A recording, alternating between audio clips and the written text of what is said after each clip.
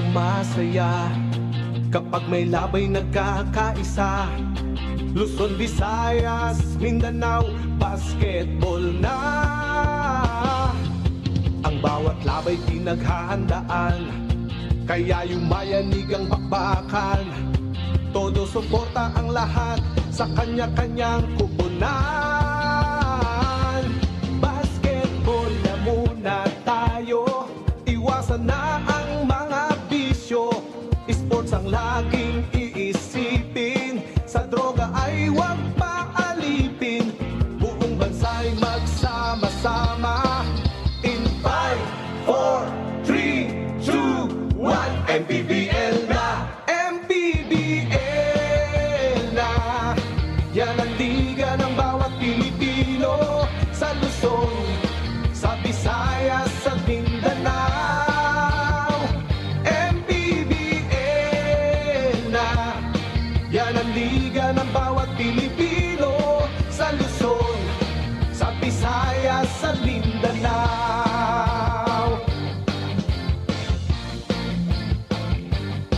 Ang bawat laban ay nakakakaba dahil sa husay ng bawat isa. Sigawan ay yumayanig kapag nag-3 points na. Bawat bayay di patatalo, buong barangay ay suportado. Kahit ano ang mangyari, sama-sama tayo. Basketball na muna tayo, iwasan na ang mga bisyo. Sports ang laging iisipin, sa droga ay huwag paalipin. Buong bansa'y magsama-sama. In 5, 4, 3, 2, 1, MPBL na! MPBL na! Yan ang liga ng bawat Pilipino, sa Luzon, sa Visayas, sa Mindanao. MPBL na! Yan ang liga ng bawat Pilipino, sa Luzon, sa Visayas, sa Mindanao. Sa Luzon, sa Visayas, sa Mindanao. MPBL, Maharlika Pilipinas Basketball League.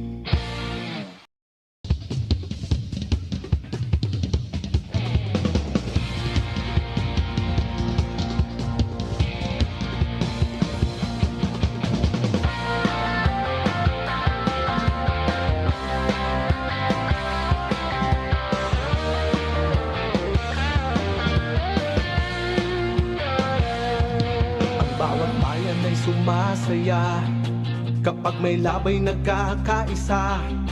Luzon, Visayas, Mindanao, basketball na. Ang bawat labay pinaghahandaan, kaya yumayanig ang bakbakan. Todo suporta ang lahat sa kanya-kanyang kupunan.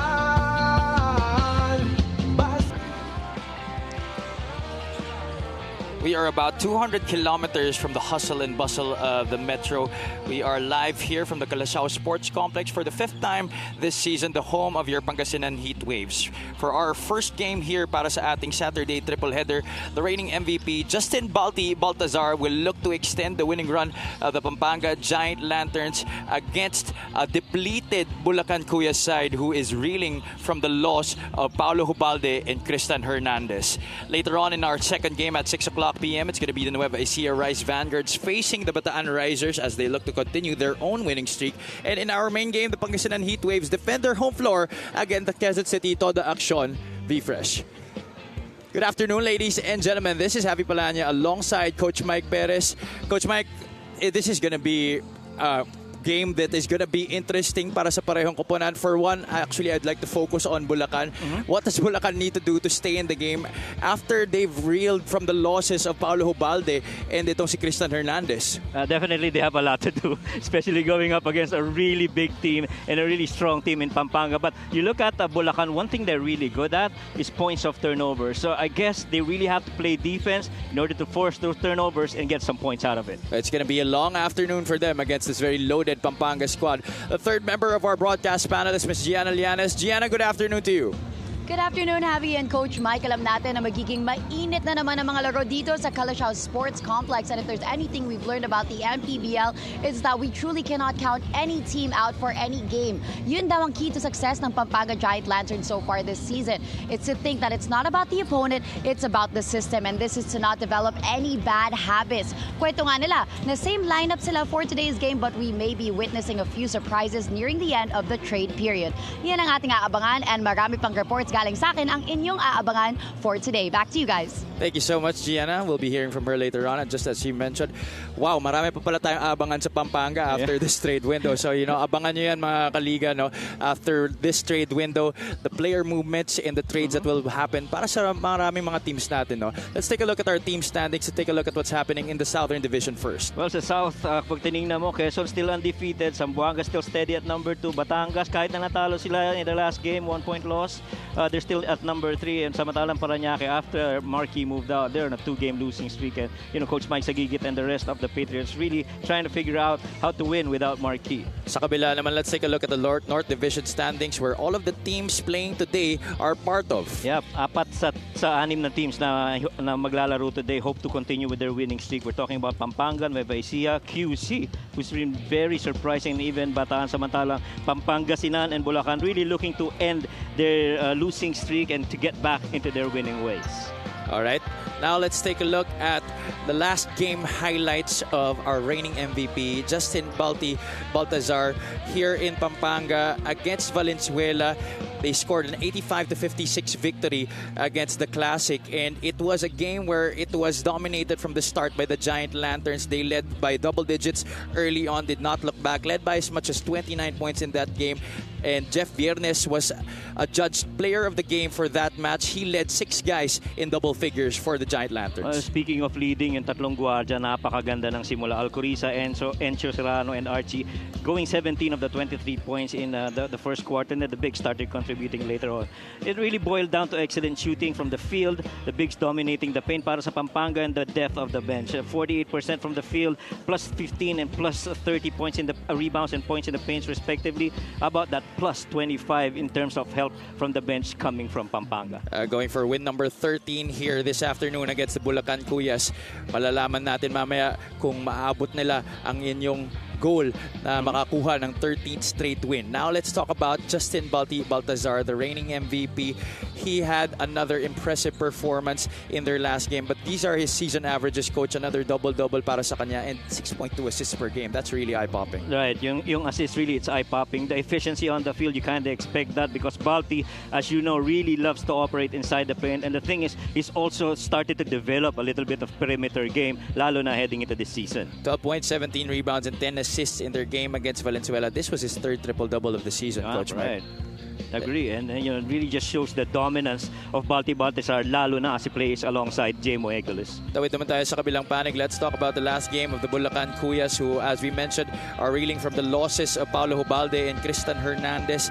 It's been a struggle for them. They've lost consecutive games already, and it was no different against the Binyan Tatak Gel. And the struggle is real. It's only Dada who had 10 points or more in that game. No one else in double digits really for Bulacan. And so you lose Aquaman in that game. You're losing a lot of points, assists, and other factors, the intangibles that he brings to this Bulacan Cuyas team. So it's going to be up to the other players to step up this afternoon para kay Coach Buds Reyes as we look at the numbers from that last game against the Binyan Tatak Gel. Really dominated on the glass, and you can't be in a chance to win a ball game when you shoot only 29.7% from the field. Yeah, matter of fact, mas maraming attempts, pero again, it boils down to makes. You gotta get more conversions, and you can't expect the bigs will start dominating for Binyan if you don't have the key guys para dito sa Cuyas. It's the Pampanga Giant Lanterns versus the Bulacan Cuyas. Let's now turn you over to Miguel Pere. Pampanga versus Bulacan for our first game. Live on the official MPBL Facebook page, YouTube channel, MPTV Signal Channel 98, MPTV Channel 53 on satellite, and on Pilipinas Live app. Let's meet our starters, beginning with the MPBL defending champions, the Pampanga Giant Lanterns, AMG 3 Construction. Center number 8, Jamo Aguilos. Forward number 22, Ronan Santos. Also at forward number 15, Renz Alcoriza. At guard number 11, MJ Garcia. And the other guard number 18, Encho Serrano. The Pampanga Giant Lanterns is led by Pedic Dimatulak. Team consultants are Alan Trinidad and Mervin Mercado. Assistant team managers Ronald Nulud and Raymond Guevara. Team manager and team owner is Aurelio A.G. Gonzalez III. Now, the starting five for Bulacan Cuyas. Starting at guard number 3, Joshua Montero. Also at guard number 6, Jason Celis. Forward number 73, John Baltazar. Also at forward number 9, Andre Dada. And at center number 13, Ken Osicos. The head coach for Bulacan Cuyas is Buds Reyes. Assistant coaches Joey Dada and Danilo Ramirez. Team managers Justin Dada and June Reyes III. Team owner is Congressman Kuya Jonathan. Our starting five of this game presented by Buenas, MJ Garcia, Encho Serrano, Jamo Aguilos, Ronan Santos, and Renz Alcoriza. Para Coach Pedic Dimatulak of the Pampanga Giant Lanterns. For Bulacan, it's going to be Joshua Montero, Jason Celis, Ken Osicos, John Baltazar, and Andre Dada. Again, no more Kristen Hernandez and Paulo Hubalde para dito sa Bulacan Kuya. So Coach Buds Reyes will have to do with this lineup this afternoon against the defending champions, the Pampanga Giant Lanterns. Thank you so much once again, ladies and gentlemen, for joining us for the first game of our Saturday triple header here at the Calasiao Sports Complex. This is Javi Palanya alongside Coach Mike Perez and Miss Gianna Lianes. Pampanga getting first possession here. They are on a 12-game winning streak after losing their first game of the season. They have gone on a rampage. Jamo Aguilos scoring the first basket of this game, getting a foul in the process. Gaano kahalaga ang San Jamo Aguilos para dito sa Pampanga? I mean, you have the convenience of not putting in Balti at the start, pero parang hindi mo nararamdaman yung absence niya because Jamo is right there, ready to dominate on the paint. Jamo Aguilos, perfect example ng if you can't beat them, join them. Ayo.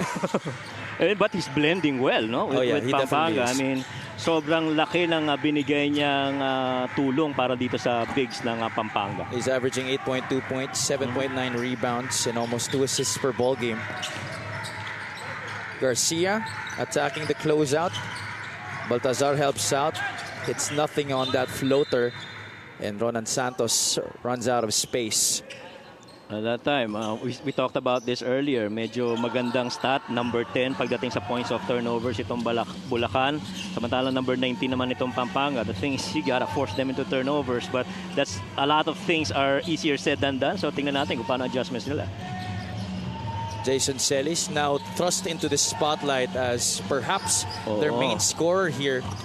And he gets a basket right there. Difficult shot para kay Jason Celis. Ayan naman ang maganda dyan. I mean, you playing in the MPBL only means that you've got really good potential. And without your key player in Paulo Hubalde, now's a chance for the guys to really step up and show that they can perform that potential. Quick answer on the other side by Encho Serrano. 5-2 is the score. Wala pang 2 minutong nakakalipas sa laro na to. Baltazar missing badly on the 3-point shot. Alcoriza has Santos on the left. Alcoriza will take it for himself. And it goes out of the basket. Well, some things medyo akala mo madali na. Ooh! Ronan Santos driving hard against John Baltazar who tried to draw the charge. Unfortunately, that's going to be a blocking foul laban sa kanya. Yeah, yung layup na yun ni Alcoriza, akala mo basket na pero minsan nasa pectus talaga eh. Ronan Santos, part of that very deep front line that the Pampanga Giant Lanterns have para dito sa season na to. Yeah, and Santos normally averages what, roughly about 10 minutes per game, 3 points and 3 rebounds. He had 5 points and 5 rebounds against Valenzuela. Alcoriza getting the offensive rebound. Corner pocket three is money para kay Renz Alcoriza. Now, there was a time in the start of the season he could not really get himself going. But now he's peaking at the right time. And that's a lot of help para kay Encho Serrano and even Archie Concepcion. And I think there's a lot more motivation for Renz Alcoriza knowing that he's playing against his former team this afternoon. That's right. That's one other thing also is special for this game for Renz. Oh, what a shot by Montero. Pretty looking pull-up jumper there by Joshua Montero. Joshua Montero is actually one of those guys that really, I guess, learned a lot from Paolo. And now it's a chance for him to be able to do that by himself together with the other guys. Celis floats it up a little bit too strong. Osicos trying to battle for it. And they get another possession here. Talking about Bulacan. Montero, high finger roll. Couldn't get it in. Baltazar also could not get the offensive rebound. And look how quickly they go down here. Serrano, dipsy-do. That is good for two. Encho Serrano makes it 11-4 here. Well, two things that can't happen. You can't allow them to push that ball in the front. And then you can't allow them to just drive middle, especially with that seal screen by J.Mo Eglus. Encho sobrang crafty niya pagdating sa finish on the rim. Osicos puts the ball on the deck. Tries to get a jumper off J.Mo Eglus. That's swatted away. Pampanga now on the other side. Serrano waiting for the screen from Santos. Turns the corner. Encho goes to the ring. Wala yan. Joshua Montero on the other side. Montero tries to initiate contact. Could not get the basket as well. Parang tigas ng ring dito, no, Coach? Oh, yeah. And parang halos very same pattern in that game against Binyan where they had more attempts but really just very low conversions, shooting only 29%. Right now, they're really struggling from the field and they're hoping that things like this would start coming for them lalo na at the start of this game. You did mention that they excel in points off turnovers. That department needs to really step up in terms of that number that they have. Encho Serrano getting another basket para dito sa Pampanga. And that's something that you cannot allow. You cannot allow Encho Serrano to just be pushing the rock the other way. And, I mean, let's face it, the Giant Lanterns use their rebounds and their defense to fuel their offense, lalo na in the open floor. Tall bigs and quick guards, that's a recipe for success. Timeout on the floor, 6 minutes remaining here in the first.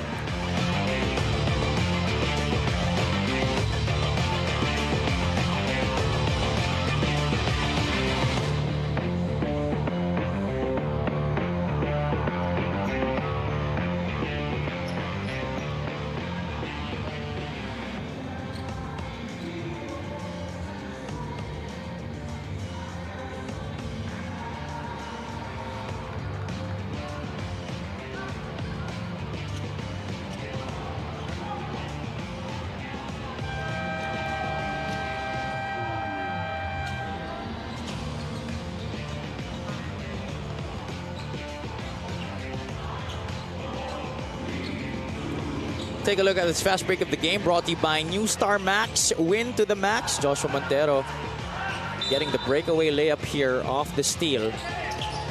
They're down by 7 with 6 minutes remaining here in the first quarter. And so far, yan talaga ang kailangan nila. To be able to attack nang hindi pa nakasetup ang depensa nitong Pampanga Giant Lanterns so that you negate the advantage of the bigs. Osicos from the corner. Short. MJ Garcia skying for that rebound. Alcoriza is ahead of the back. That was intercepted by Jason Celis. Celis pulls back. RC Carandang is in the game. Straight away three. Rims out. Giant Lanterns looking to push again. Yeah. That shot by Carandang, I guess we'll see more of that attempt because I really believe that itong si Carandang has got a good range from the outside, especially on a trailer three. And it's really just a matter of him having the confidence na pag libre ako, you know, I'm gonna go and take it. Ronan Santos losing the ball on the baseline. That's gonna be turnover para sa Pampanga. Take a look at this three-point shot brought to you by Extreme One-Stop Shop Appliances. Former Bulacan All-Star Renz Alcoriza knocking it down against his former squad. And to your point kanina, Javi, that's already the third turnover of itong Pampanga. High looper of a jump shot from MJ Garcia doesn't go in, and there's a push against Ronan Santos.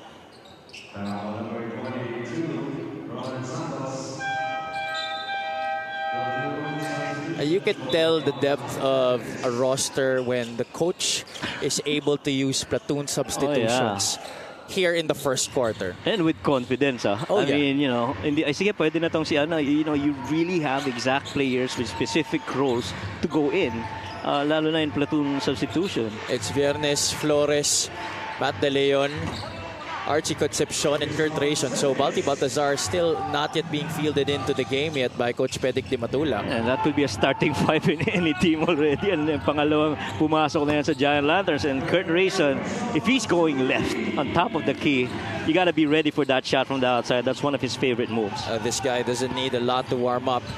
Knocking down his first shot of the game, 16-8. Past the halfway point of the first quarter. Jabel missing from the outside, getting his own miss. Karandang, same spot as earlier, short. Yeah, they're getting good looks. Hindi lang talaga maipasok. You like that they try and attack the rack. Oh, what a move by Kurt Rayson. Just couldn't get it to go. It's a 3-on-2 here for Bulacan. Celis, he likes those perimeter jumpers. In and out para kay Jason Celis. Concepcion loses it for a bit. Viernes has Jabel right in front of him. Jeff Viernes knocks it down from the outside. What skill coming from the former national coach of Malaysia. Just too much firepower right there. Archie was the initial point of attack. Couldn't get it. Gave it up to Jeff. And look at the three-point percentages. 3 of 4 para dito sa Pampanga and 0 out of 4 for Bulacan. The struggle is real from the field again for Bulacan. The Kuyas have numbers once again. Karandang goes to the side step. Short pa rin ang kanyang finger roll. Dada gives up the foul to prevent the transition attack by the Pampanga Giant Lanterns. You just saw 3 out of 4 from three-point country itong Pampanga.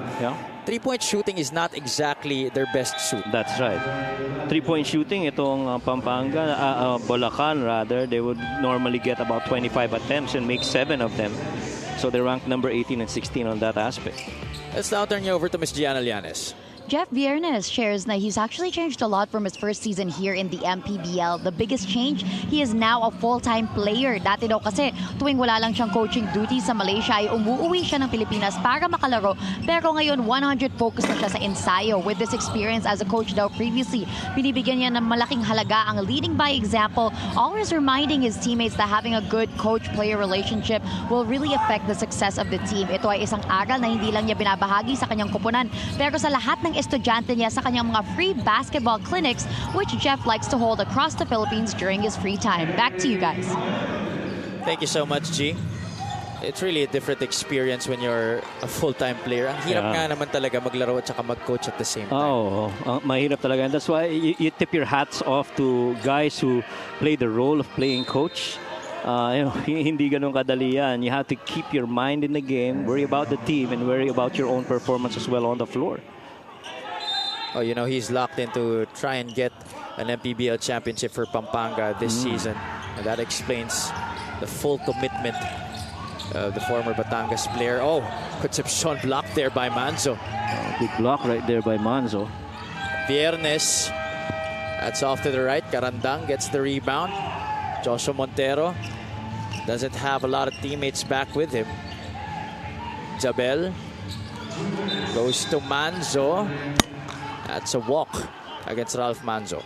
Na-tempt masyado si Manzo. Kita niyo yung middle side was already free. So he wanted to get there but lifted his pivot foot. Called for the travel. Under 2 minutes to play here in the first quarter. 19-10 is the count. And sobrang dominance ngayon. Lalo na itong mga guards ng Pampanga. Much as Bulacan forcing them into turnovers really just can turn them too much into a lot of points. Another steal here. Flores will go all the way for 2 points. Ayan na yata ang isa sa mga pinakamabigat na naging bagong weapon nitong Pampanga. I mean, Lervin's just been pretty consistent on the floor and he's doing it without demanding the ball. He's playing his role. Had a very impressive start to this season in his stint with the Pampanga Giant Lanterns. After spending a lot of time in the 3x3 circuit, Flores delivered a 20-20 double-double. At saka kita mo kondisyon no? I guess a lot of movements on the 3x3 right now. Medyo nag-slow down pagdating dito sa full court game. Good skip pass to Archie. Concepcion, short. Carandang, another rebound. Nakakarami na si RC Carandang on the glass. At they're down by 11. Jabel stops and pops. A lot of close shots here para sa Bulacan. Actually, both sides, coach, have been missing shots that they normally make. That's right. Lalo na mas concerning yan sa side ng Bulacan because, you have to be very efficient if you're going up against big teams like Pampanga. Matter of fact, even with the loss of Paulo Hobalde, guys moving to other teams, mas lalo nila kailangan maging efficient if they wanna perform really well this season for Bulacan. Kasi mababaliwala lang yung depensa na ginagawa nyo. Yes, exactly. Flores only has Montero in front of him and he gets the two-step layup to go. 13 na ang kalamangan dito. Last shot time for the Bulacan Kuyas if they manage their time well here. Carandang won't settle for the outside shot. He's missed 2 already. Montero with 8 on the shot clock. Montero gives it to Kurt Rayson. Looks at the clock. Rayson short. That's a shot he can make. Oh, yeah. That's why you're not surprised that he's taking it from there. 1, he's unguarded. 2, he's within his range. Just really make it. Enzo Serrano really set the tone para dito sa Pampanga at the start of this game. Scoring inside and outside. Jemo Eguilos also had his moments, but Bulacan had opportunities to be able to keep this game close. In fact, that was evidence of that. Kaya lang, decision-making was also suspect para sa kanila in a lot of possessions. Yeah, and 0 out of 7 from the 3 points really hurt them right there. They had 15 more chances to score, but really couldn't.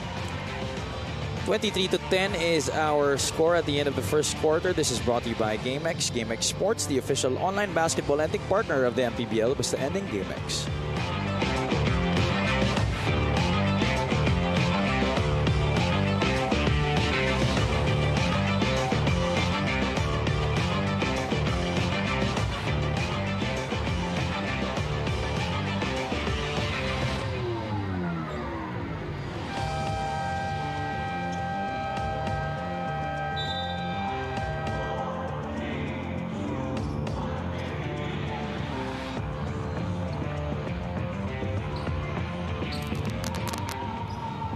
Up next for the Pampanga Giant Lanterns on June 29, ang pinakaabangang face-off against the Nueva Ecija Rice Vanguards on July 4. Isa rin niyang mabigat na laban kay Coach Jerson Cabiltes in the Pangasinan Heatwaves. And then, the Caloocan Batang Kangkalu. That's going to be quite the schedule ahead for the defending champions. That's right. And everybody's going to be paused on that day. All focused on that game on the 29th. And I am going to be watching that game. Oh yeah, for sure. Can't miss that game. Also the next 2 games actually. Yeah, and I mean, that's a matchup that everybody's been waiting for. As you see the field goal percentage right there, shooting 9 of 23 and 5 of 20. We were saying earlier, meron pa silang 15 chances to score itong Bulacan. Ang matindi doon, point blank no? But they really just couldn't convert it. Corteza is on Jabel. They give it to RC Carandang as they take a look at first quarter 3-point field goal story. 3 out of 8 for Pampanga. 0 out of 8 for the Kuyas. That's right. Santos gets the swat. Gozum will go full steam ahead to the basket and he is fouled. Actually, pag tinignan mo nga yung scoring, you mentioned about the shooting kanina, almost the same lang pagdating sa perimeter game. It's just a +1 make para dito sa Pampanga. But then again, if you swing over to free throws and 3-point attempts, that's immediately +3. That's 9 points plus 2 other free throws made. That's a +11 already in favor of Pampanga. Martin Gozum, another new addition mid-season para dito sa Pampanga Giant Lanterns. Let's get this out of the way. Let's give a shout out to Senior Deputy Speaker Congressman Dong Gonzales, team owner of the Pampanga Giant Lanterns Aurelio A.G. Gonzales III, City Councilor Brenz Gonzales, Senior Board Member Mika Gonzales, Governor Delta Pineda, Vice Governor Nanay Pineda, Board Member Mylene Pineda, Mayor Esme Pineda of Lubao, Mayor Philip Nagit of Minalin, Mayor Rudin Gonzales of Mexico, Athletic Sports Apparel, and Makimura Ramen Bar. Those are the Pampanga VIPs. They're ahead by 15 here. Baltazar drives on Egilos. It's going to be difficult to penetrate that defense. I mean, guys just moving, drop coverages every time that ball gets swung on the wing. Hindi ka basta makaka-deep penetrate inside. And so your best hope is that you get a perimeter shot from the outside. And even if mahaba yung close out sa shooters, may nakaabang pa rin sa ilalim. So where do you go? Again, if you just tuned in, Baltazar has not yet played in this game para sa Pampanga. Coach Benedict Matulak very contented with the 5 that he has on the floor. Martin Gozum scoring underneath on the reverse. And this is not just a 5. This is a disciplined 5 that actually hold on to their system and execute it. Pwede namang, lamang kami one-on-one, kaya na to, ano lang tayo, one-on-one na lang ang laro natin. But, you know, they're still playing system game, and that's what you like about the Pampanga Giant Lanterns. They continue to execute what they have because in preparation for the other games later on. And you just love the respect that they're giving to this Bulacan Kuya squad. They're not letting up. They're showing them that we will play our A game no matter how depleted your lineup is. That's how much we respect you still. Agree. At saka pag tinignan mo rin yung lineup nitong Bulacan, medyo may palag rin. Hindi lang talaga, you know, hindi lang ganun kalaki at hindi makakonvert, kumbaga. I mean, Montero can score. Manso can definitely score. Dada, without a doubt. Even Baltazar, Celis too. Those guys are scorers, but they got to make their attempts here in this game if they want to win. At saka, it will really take some time, in my opinion, for them to be able to adjust without two of their top contributors. Lalo na ang kanilang heart and soul na si Paolo Hobalde. Yeah, medyo mabigat talaga yun pagkawala ni Paolo Hobalde. I mean, in moments like this, he would have taken over.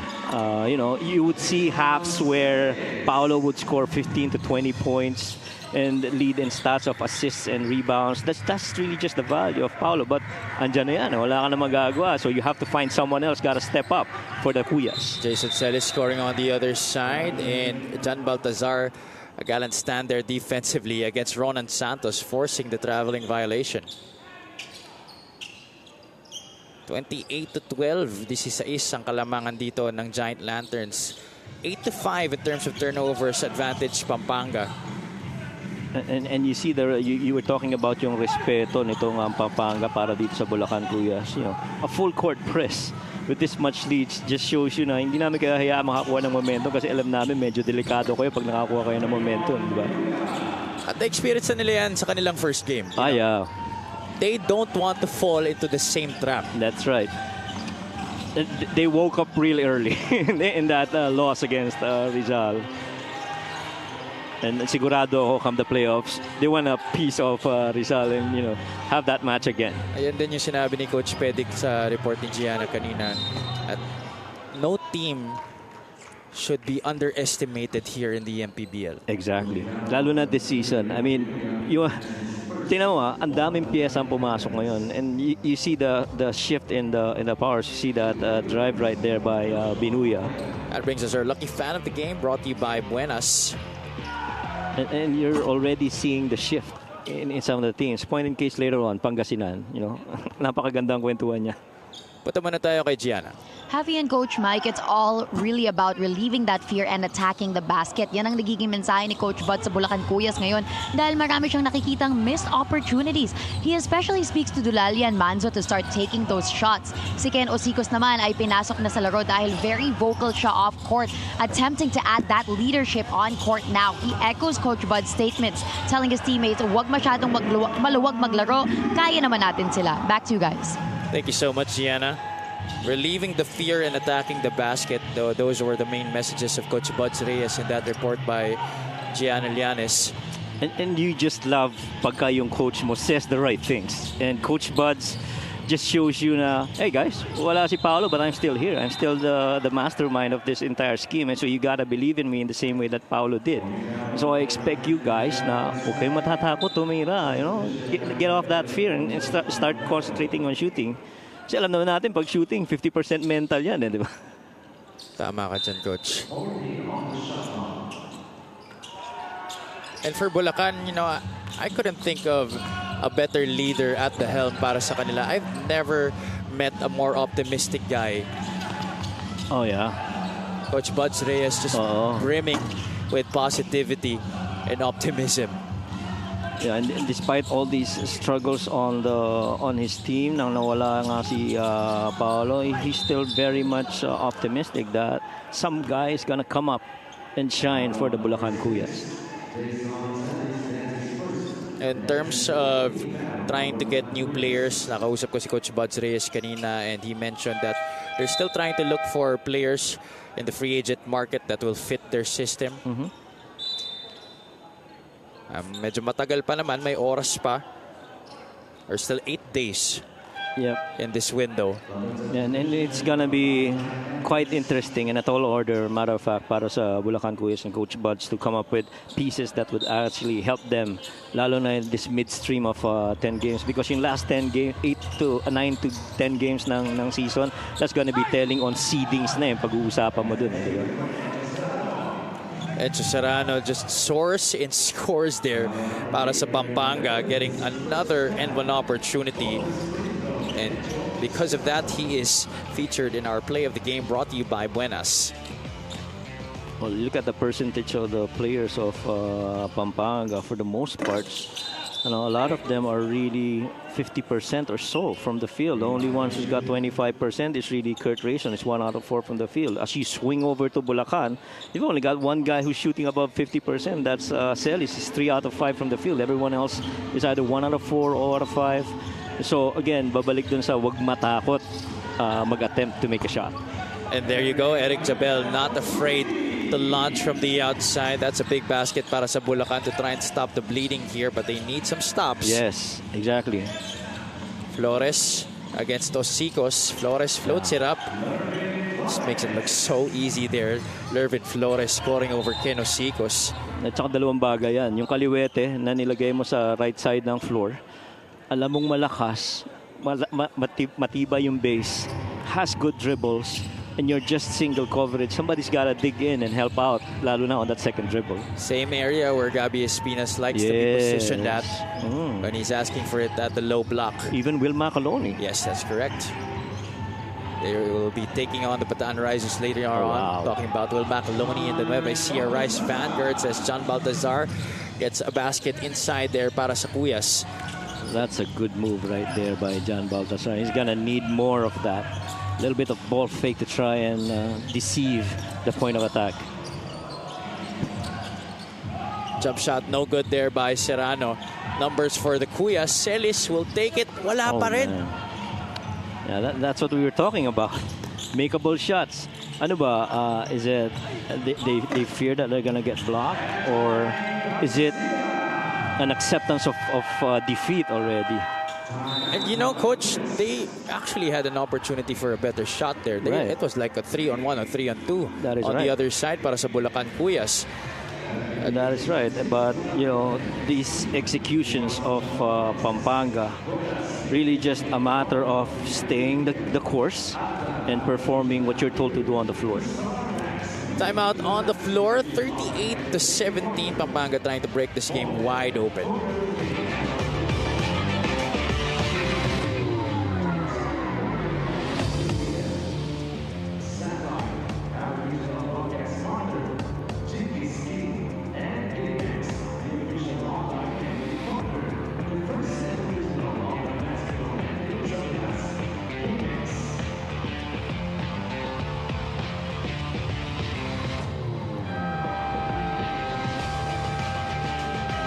Up next para sa Bulacan Kuyas, they will be facing the Iloilo United Royals on July 1. 5 days after that, the Abra Weavers. And on July 12, they will go up against the Imus Agimat. Yeah, Abra, that's something you got to look forward to. But the thing is, at least, you have a good chance to try and figure out sino pa yung mga ibang players that could help you out in the later games. This three-point shot of Eric Jabel is brought to you by Extreme One-Stop Shop Appliances. 4 minutes remaining here in the first half. 38-17. 21 na ang kalamangan dito ng Pampanga. Carandang goes backdoor. Baltazar scores inside. Rare, good execution there for the Kuyas. Oh, but you like that. You start building on something here. Starts with defense too. Serrano takes one step too many there. Charging into the defense. Looked like a brick wall on that last play. That's right. Actually, they're a +4 when it comes to steals right now. That's 7 versus 3.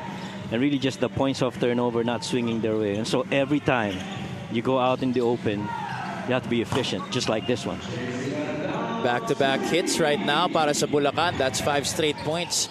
The last 3 points courtesy of JC Carandang. Yeah, and ang gusto ko dun sa last execution, it came from a half-court set. It's very simple. Double drag up top with a flare for Carandang to finish. Carandang sees Baltazar inside, ang dalawang isip, but it turned out to be a good decision para kay John Baltazar getting the basket and one. There's going to be a timeout here. I mean, he's not, Coach Perry's not liking what he's seeing. I mean, 6 quick ones, including this little feed inside to the cutting John Baltazar. Off the double screen on top. JC Carandang knocking it down from the outside. He's been trying his luck from downtown this afternoon. Pero ngayon lang siya nakabutas. Now Coach Pedic Di Matulak will burn one of his timeouts. 3 minutes remaining here in the first half.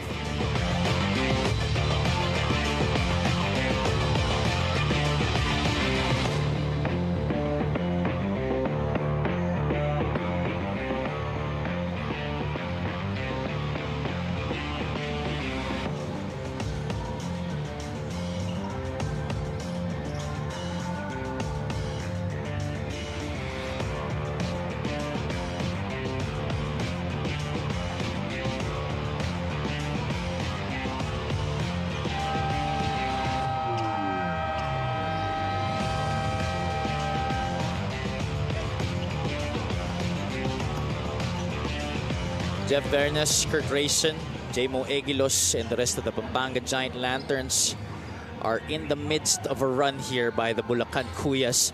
John Baltazar getting the basket and one prior to this timeout. He has a chance to finish it with this free throw.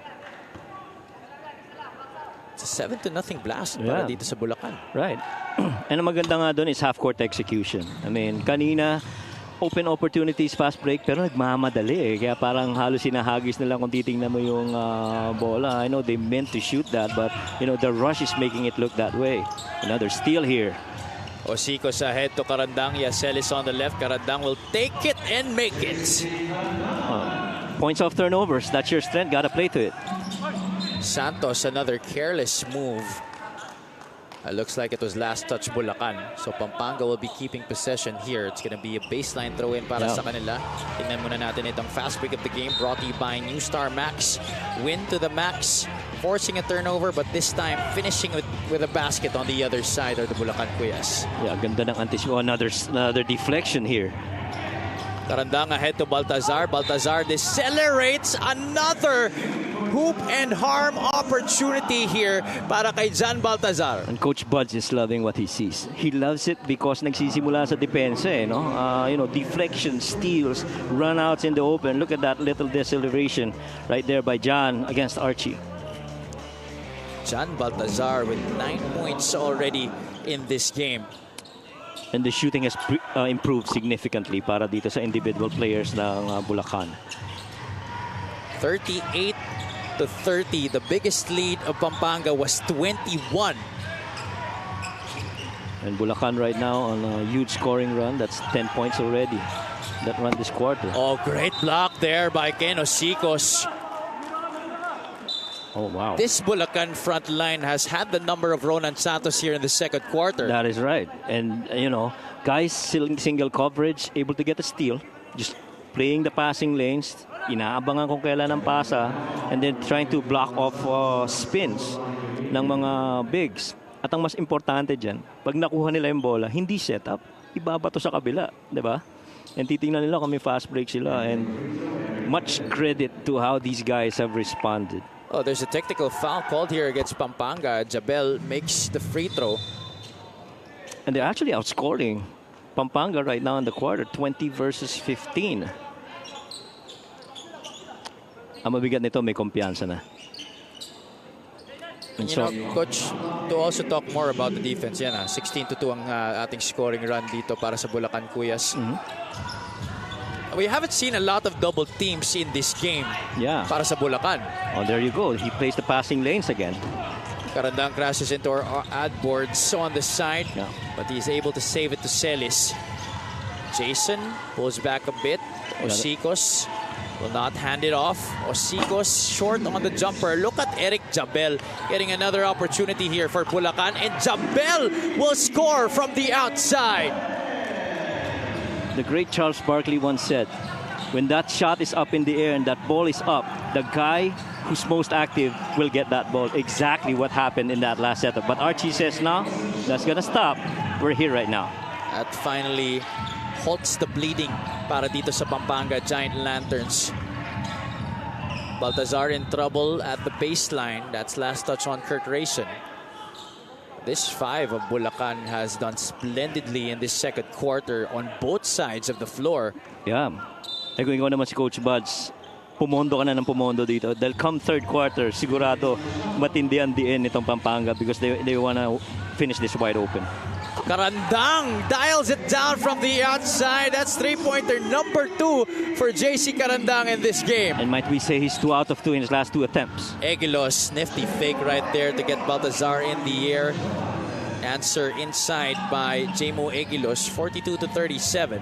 And that's so much better execution. Ooh, another one right here. That was a heat check. Yeah, heat check right there. Viernes lobs it inside. Jabel is the one on Jamo Egilos, but the pesky Eric Jabel frustrating Jamo Egilos on that baseline. That's right.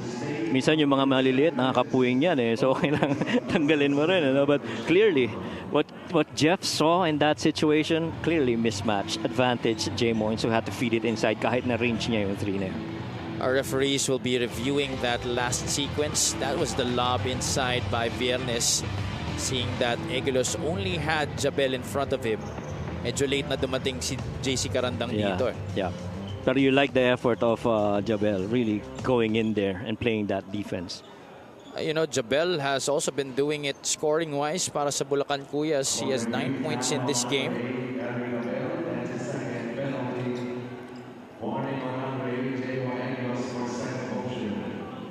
So it's a foul on Jabel and the warning laban kay Jamo Egilos for second motion. Ang ganda ng balik nitong Bulacan in the second quarter. Talk about playing to your strength. Points of turnovers. We talked about it, top the coverage. And so they're living that. And ang importante nga, is sa depensa nagsisimula. Jamo Egilos will be your guest at the charity stripe. Pampanga is 5 out of 7 from that distance. Egilos takes care of business on the first. Former Bacoor City striker. Last year faced this very team that he is in last year's national championship. 1 out of 2 para kay Egilos. 43-37. Under a minute to play here in the first half. Yeah, siguro mga 2-3 possessions pa to para dito sa Kuyas. Osicos, one dribble pull-up near the elbow. That's well defended by Egilos. Viernes cross-court to Kurt Rayson to the cutting Concepcion in the middle. Oh, pretty finish.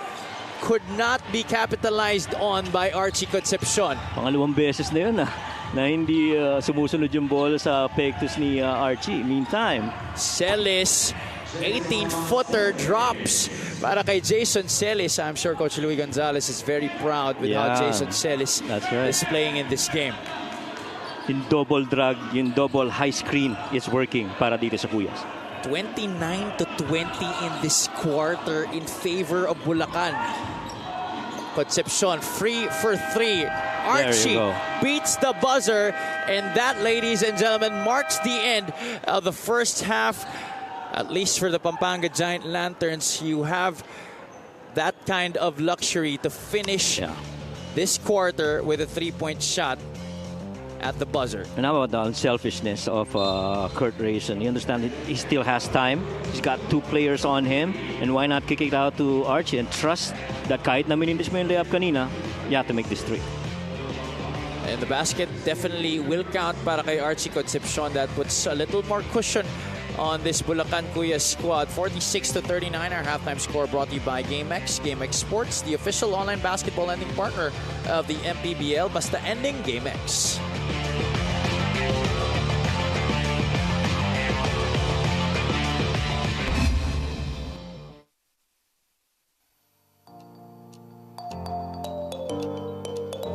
Welcome to Abra, mga kaliga.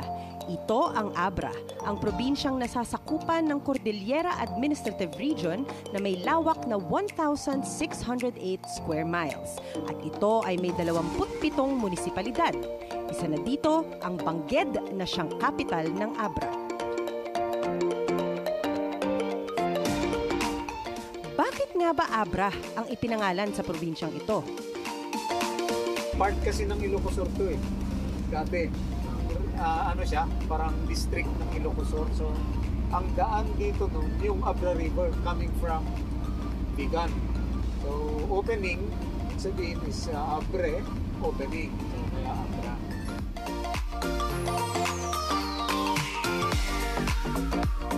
Ang Abra ay isang bulubunduking probinsya at ang isa sa pinagmamalaki nila ay ang Apaw Rolling Hills ng bayan ng Tineg. Ito ay nakamamanghang tanawin na maihahalin tulad sa New Zealand o Batanes.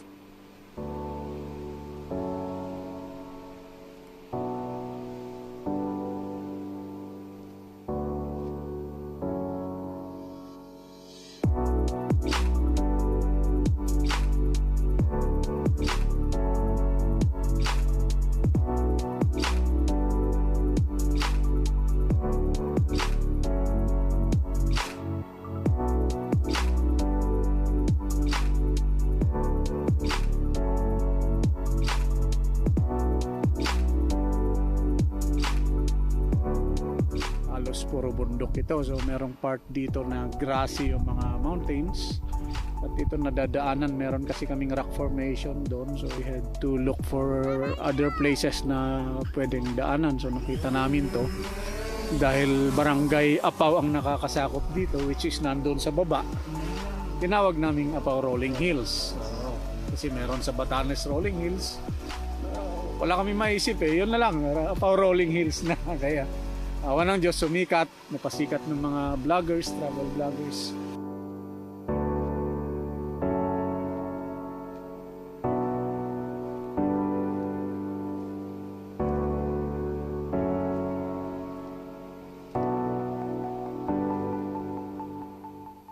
Mula sa Apaw Rolling Hills ay tumungo naman kami sa Blackstone Formation na dito pa rin matatagpuan sa bayan ng Tineg. Upang mapuntahan ang magandang lugar na ito, ay kailangan mong gumamit ng 4x4 na sasakyan. Sa halos 3 kilometrong biyahe, ayan at narating na din natin ang Blackstones Formation.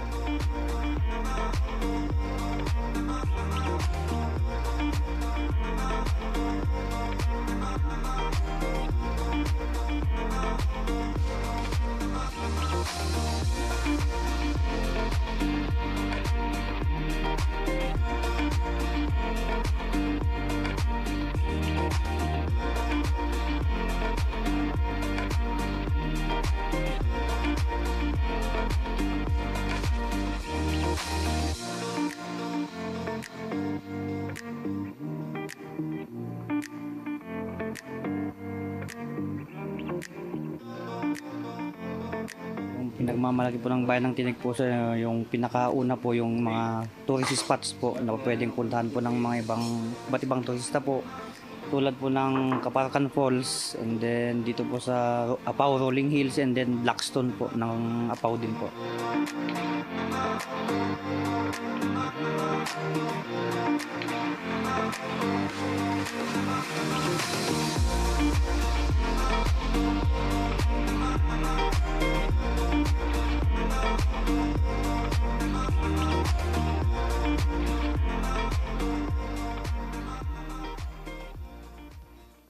Mga kaliga, hindi lang yan dahil isa sa pangunahing produkto ng Abra ay ang Abel Iloco.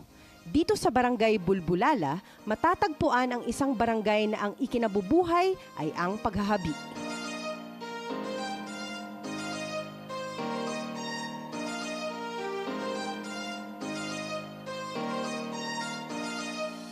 po mag-umpisa na sa paghahabi, gawaing bahay po muna yung naasikaso namin. Mga, kung ano lang po yung free time namin, natapos na po namin yung mga ginagawa namin dito sa bahay, saka po maghabi. Ganun po. Financially, malaki pong naitulong sa amin. Yung mga naghahabi po dito, mga nakapagparal na po sila ng mga anak nila, mga nakapagpatapos na po ng college, ganun po. Dito sikat ang probinsya kaya ito ang pinangalan sa kanilang basketball team na Abra Weavers. Abra Weavers, go, go, go lang!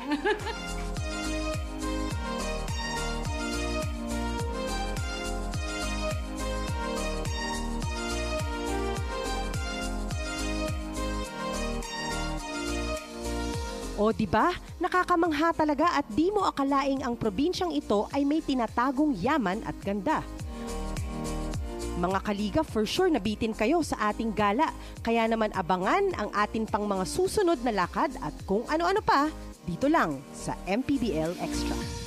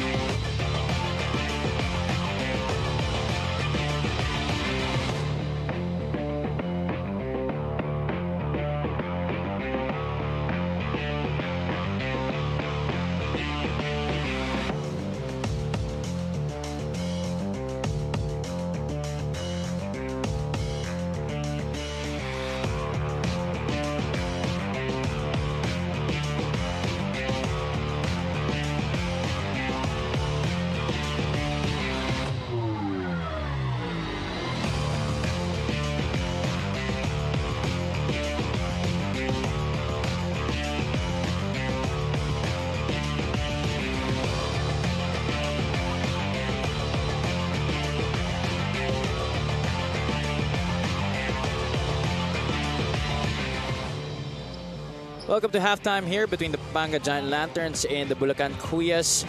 The reigning champions currently leading by 7 here, 46-39 against the struggling Bulacan Cuyas. But it was not a struggle para sa Bulacan in the second quarter. It was in the first period, Yes. but then in the second quarter they came storming 29-23, outscoring Pampanga in that second period. Yeah, and that little run in the second quarter really closed that gap in terms of percentages and makes. Look at that, just 2 make difference between these two. But malaking disparity talaga dyan is yung assists ng Pampanga, which led them to those fast break points where they got 11, and the bench help really has been huge para dito sa Pampanga. But then again, yung 17 na nakuha mo para dito kay Coach Bud sa Bulacan, napakalaking bagay. And the thing is, it really starts on the defensive side para dito sa Cuyas, and you gotta be ready for this little run in the Pampanga here in the third quarter.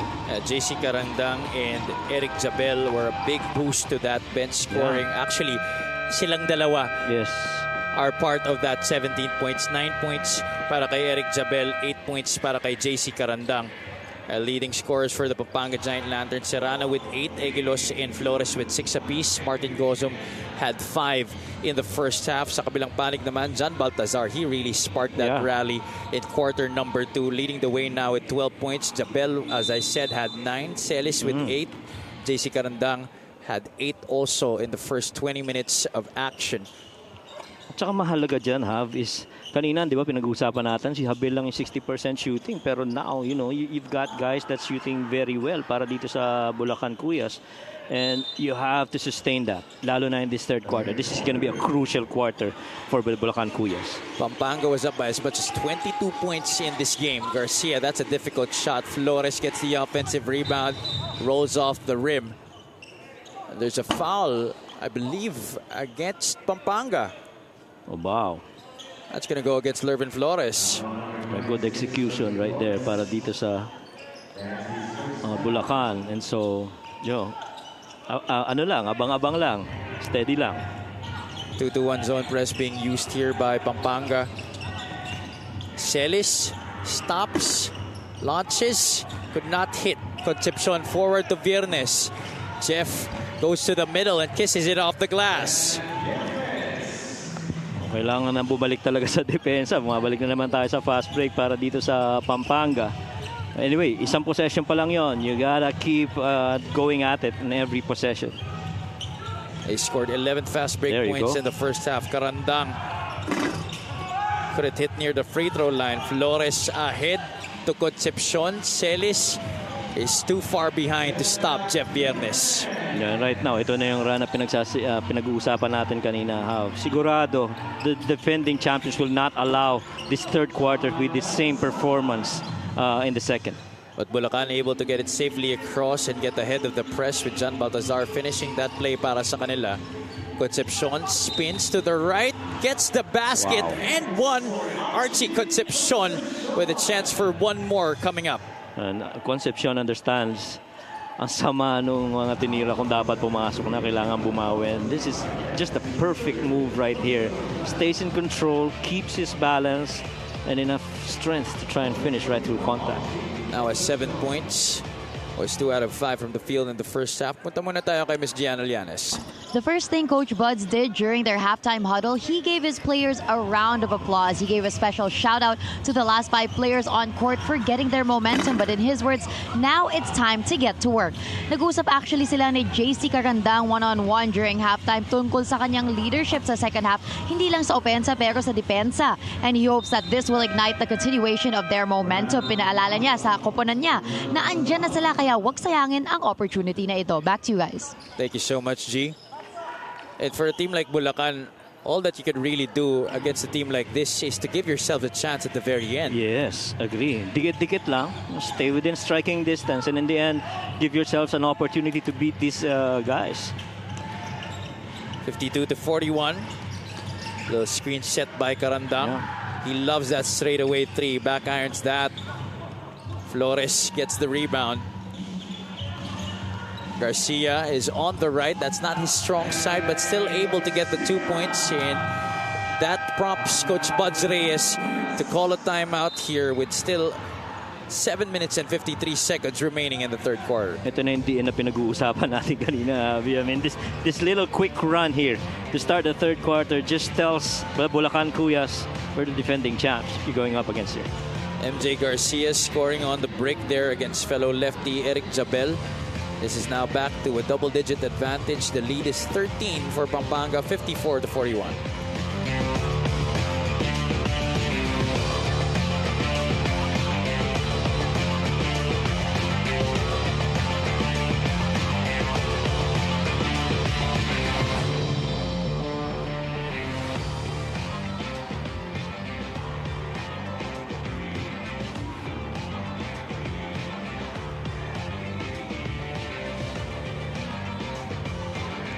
Jeff Viernes was adjudged the best player of the game against the Valenzuela Classic. He scored 11 of his 13 points in that third quarter, 5 out of 8 from the field, 3 out of 6 from three-point country, plus 5 rebounds. Yeah, and we talk about yung scoring nitong si Jeff Viernes, but if you look at their team stats, he's actually number 1 in terms of steals per game. He's averaging 1.3 per game, and next to him is surprises of all surprises, it's Balti Baltasar with 1.1. And that's what you love about Jeff. He plays both sides of the ball. Yep. And despite his stature in the league, he's not afraid to do the dirty work. Correct. I guess nangyayari yun because he's played the role of a coach and he understands what it means to be able to contribute. And he contributes once again, scoring on the breakaway layup. Yeah. Jeff right now is very solid. His 4 out of 6 rather from the field. 9 points in the game para kay Jeff Viernes. Celis, perimeter jumper is no good. Concepcion is on the run. Gets it to the right side. Garcia, Euro step, and that is a thing of beauty galing kay MJ Garcia. And this is pretty much a defensive 5 here if you talk about Pampanga. MJ, Jeff, you've got Archie, Jamo as rim protection. Sama mo na si Lervin Flores. The length of this lineup is just incredible. Tsaka athleticism, no? Correct. Jabel gets stripped by Viernes. 2-on-1 break. Viernes leaves it for Concepcion. Archie met at the top by Manzo. Access denied. Garcia, the fake. Couldn't get it off the glass. That rolls off the rim. Celis has Manzo all alone on the other side. Now, this guy Manzo is one other guy that hasn't exploded yet para dito sa Kuyas. Archie, meantime. Concepcion starting to gain a rhythm here in the third quarter. He now has 10 points. Talk about catching a rhythm. Itong si Archie. Celis short on the outside try. Viernes steps back for the 3. Oh, yeah. That's good. Pampanga on a massive run once again here in the third quarter. And this is clearly a display of force para dito sa Pampanga Giant Lanterns. This is a forceful start for the third. Jabel was successful in hitting the outside shot in the first half. Could not hit there. Viernes back-to-back hits. Yes, sir. They're going to call a timeout here. You just can't allow this continuous flow of threats and scoring opportunities. You're getting stopped on one end and they're scoring the other side. This 3-point shot brought to you by Extreme One-Stop Shop Appliances. Jeff Viernes with back-to-back threes para sa Pampanga Giant Lanterns to open up this 24-point lead. Now their biggest of the game. Viernes already in double figures right now with 15 points in the game.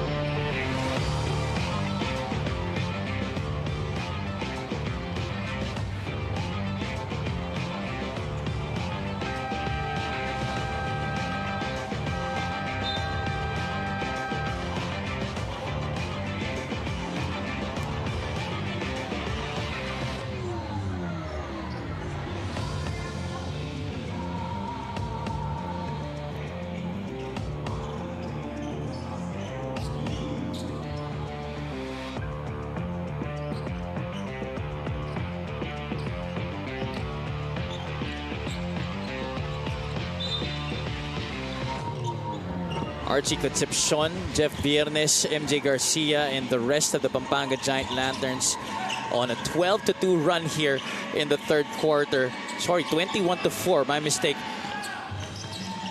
And it's really just too much firepower, and a good thing you're able to respond here after that timeout. Osicos knocking down that jumper from mid-range. But still a long mountain to climb para dito sa Bulacan Cuyas. Flores goes to the corner. Viernes hands it off to Concepcion. Three-pointer, bullseye. Archie's feeling it right now. And forget about those 2 layup misses that I made in the first half. Eto na tayo ngayon. 13 points to go with his 9 rebounds and 6 assists para dito kay Archie Concepcion. Dada will try to answer. No, Manzo taps it to the wrong guy. Here comes Concepcion again, absorbing the contact and getting the basket. Will they get continuation? I think that's going to be continuation for Archie. Never put the ball down on the floor. He had an intention to go for that layup. And boy, what a quarter this has been for both Jeff and Archie. Referee Julius Tikio, our crew chief, trying to check on the replay table if they will indeed give continuation para dito sa galaw ni Archie Concepcion. Basket will count. Archie Concepcion will be taking a free throw here. 72-45. Pampanga has now finally broken this game wide open. It remains to be seen if there is another incredible run waiting here for the Bulacan Kuyas. Under 5 minutes to play here in the third quarter. Osicos bounce pass. Manzo. It's fouled up top by Lervin Flores. Pero ramdam mo yung depensa ang kakaiba para dito sa Pampanga Giant Lanterns. You immediately saw Lervin Flores right there guarding against that forwarded pass. And really couldn't do anything. Just had to wait for Manso to come in. That free throw is brought to you by Extreme Appliances. Ang subok at kompletong appliance brand ng Pilipinas. Manzo short on the second. Concepcion crossover against Dada. Couldn't score over Karandang. Flores, specialty of the house, gets the foul on the way up.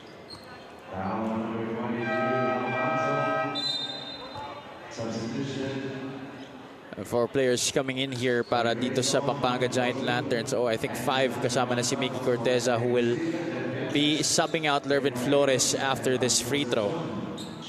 So it's Gozom, Rayson, Serrano, Santos, and then Miggy Corteza coming in after these free throws by Lervin Flores. Doon pa lang sa palit na yun, kita mo na yung lalim ng bench ng Pampanga. I mean, you know, parang hindi ka nawala ng firepower.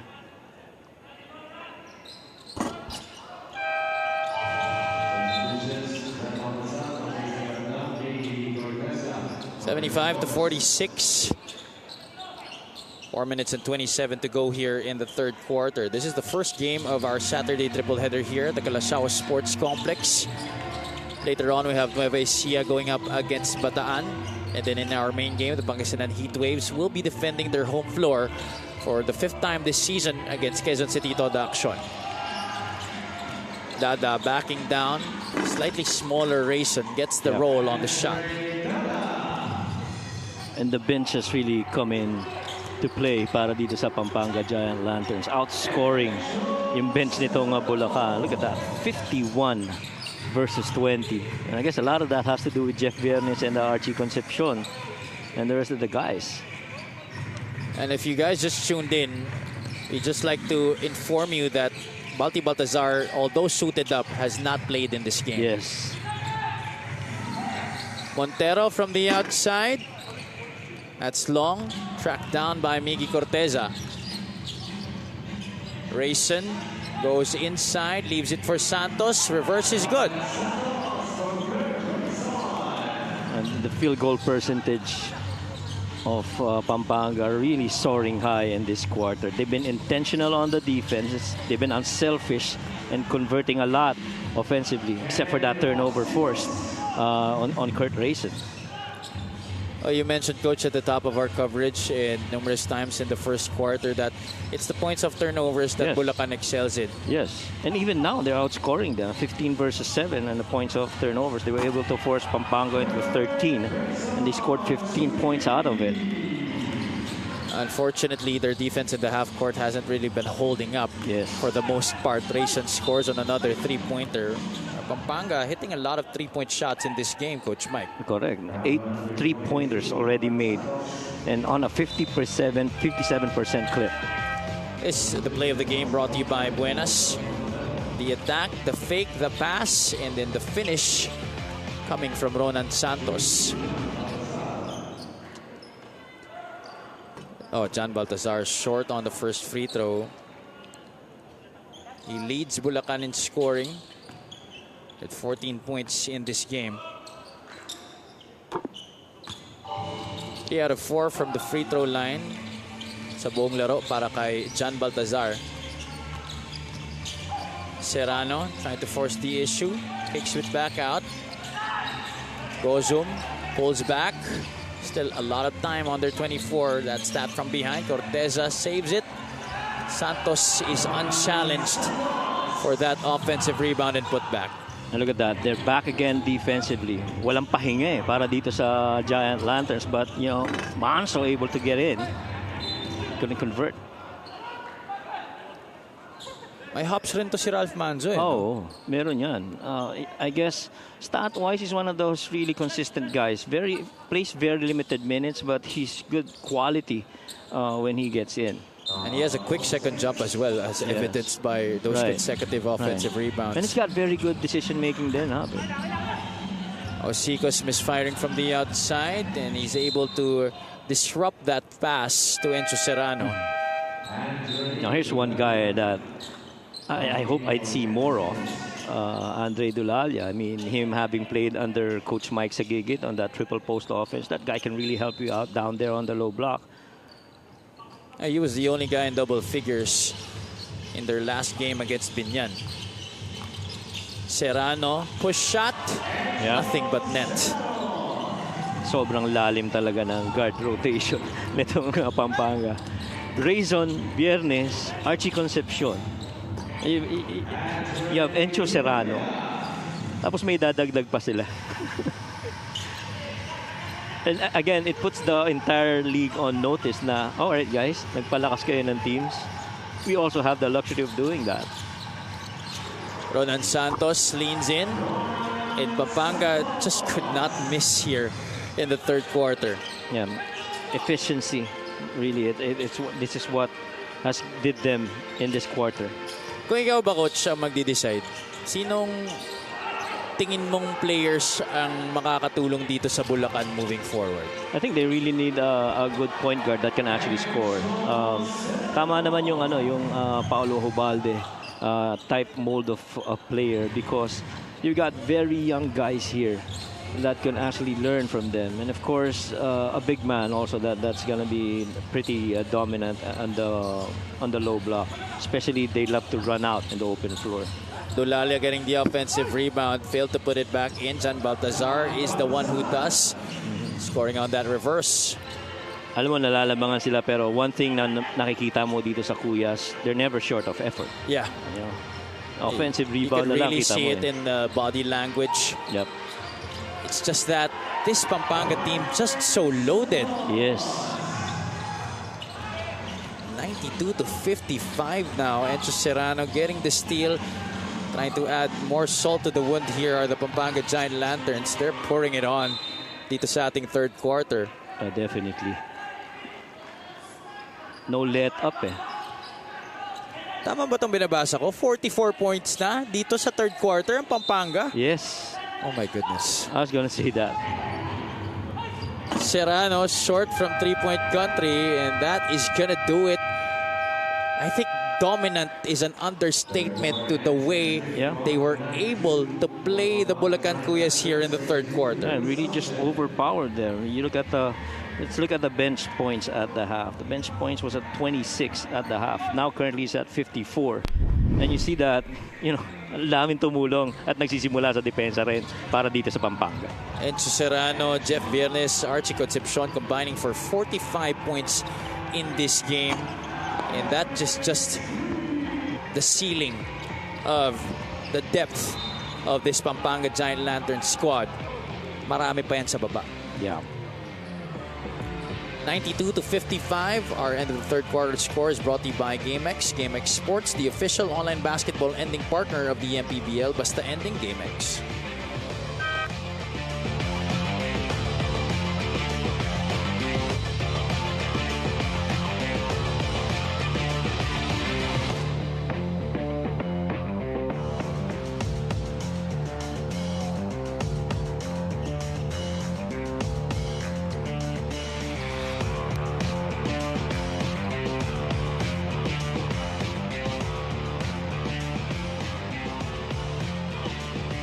Presenting our Suzuki Muscular and Sporty fan of the game. Just like the Avenus, do more and achieve more with the Muscular and Sporty scooter from Suzuki, the Avenus. Oras na para magmotor. A 44-point quarter para dito sa Pampanga. And really just challenging every shot.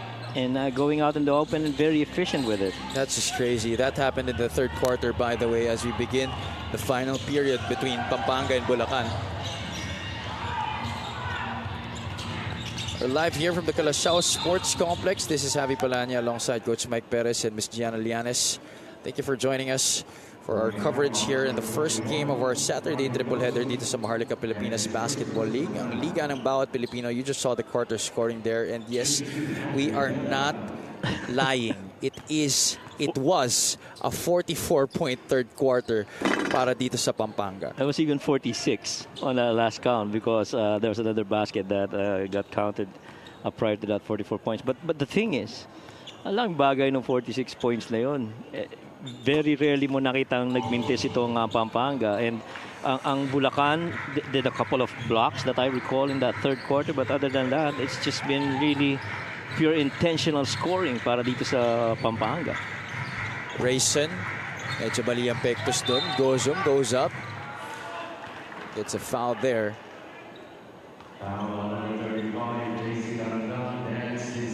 Pag tinignan mo yung front line, very small itong Bulacan Cuyas. Smaller a little bit. Pero yung athleticism, lamang ang Pampanga. And they have a lot of players to field in. Pag pagod na yung isa, you could just go to your bench and pick one of them to come in. That free throw was brought to you by Extreme Appliances. Ang subukal, kompletong appliance brand ng Pilipinas. And bench depth is gonna play a huge role later on in the bigger games, playoffs or what have you. Because the deeper your roster, the better rest the other players have. Adolalia sees Viernes momentarily alone there, but Santos able to catch up. And I think the teams are now realizing the importance of having a deep roster because for the most part, di naman talaga sanay ang mga Filipino basketball teams of having this long of a season. Correct. And so kaya I was talking to Coach Jerry Andeleon in one of our basketball conversations. He says a long season like this, recovery is going to be key. I mean, you have to recover in season and get enough rest so that peak performance ka pa rin on your next games. And not to mention the travel also adds correct. to you burning a lot of energy. Yes. That's a lane violation against Pampanga, but the score is 94-56. Pampanga just 6 points away from the century mark, and you just passed a minute gone by here in the fourth quarter. Yeah, at saka kanina mention natin yung bench points, which is right now at 54 versus 22. There's no surprises there because Pampanga is actually number 6, averaging almost 44 points from the bench per game. Samantalang itong Bulacan, they're 27 with only 27 points to show coming off the bench. So almost, you'd say, half of the points difference pagdating sa bench para dito in favor sa Giant Lanterns. Meanwhile, Andre Dada getting the basket and one there. Tsaka laki ng separation ng percentage. 56% versus that of 34. I mean, how efficient could you still be with this huge lead para dito sa Giant Lanterns? Rayson goes cross court to Serrano. Encho corner pocket shot. That's money for the former LaSalle Green Archer. Yeah, and they try to go zone. Hoping na, sige, tira na lang kayo sa labas. And I hope that they would miss it. You have to pick your poison. But then again, if you got shooters like Encho, what do you do?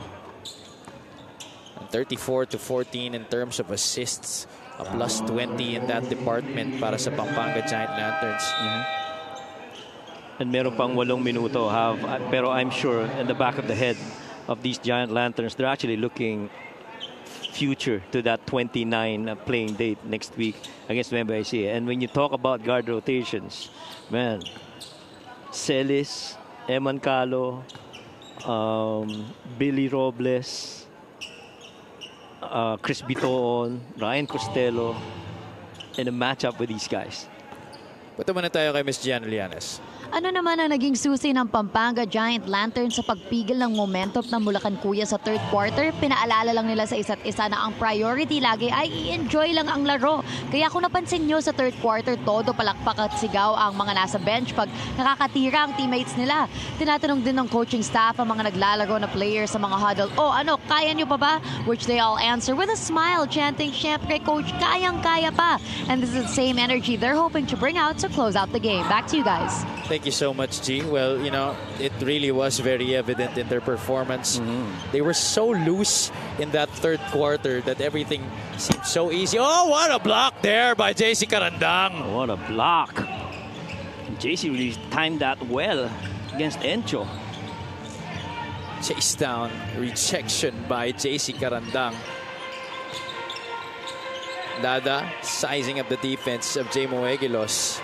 Good line, just way short there coming from Andre Dada, who readily apologizes to their staff on the sideline. Yeah, but Coach Buds was actually smiling after that shot because he was okay with that. You know, he was talking about not fearing taking any shot attempts. So yun na yun.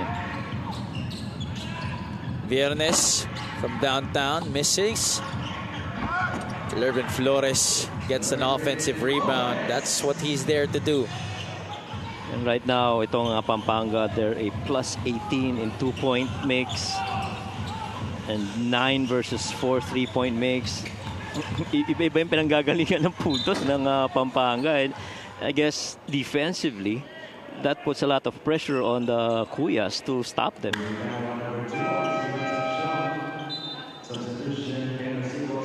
This 3-point shooting number, Coach, this is, if not the season high of the Pampanga Giant Lanterns this season, definitely one of their best outputs. I agree. From the outside this year. 9 out of 15, a 60% clip from downtown.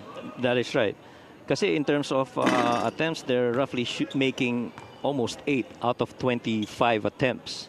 And right now, lesser attempts pero a lot of makes para dito sa Giant Lanterns. This is a very special 3-point game para dito sa defending champs. I would like to thank our stats chief, Sir Jory Mangonon, for verifying to us that those 46 points in the third quarter are an MPBL record for highest in a period. Lervin Flores had bad intentions there. That also caught me off guard. Definitely. Libre sa ilalim. Yan, medyo gigil lang ng konti. Carandang gets the steal. He will not take the 3. Gets it to Jabel. Pass back. 4 minutes gone by here in the fourth quarter.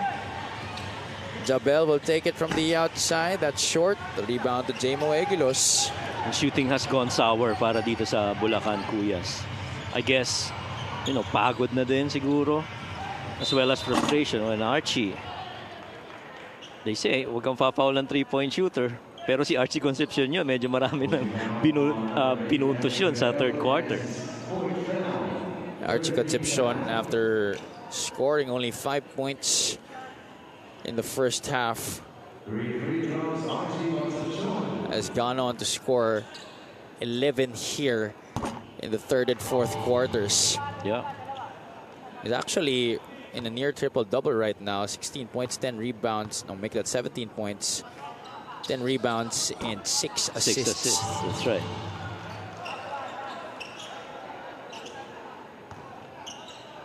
(101-64).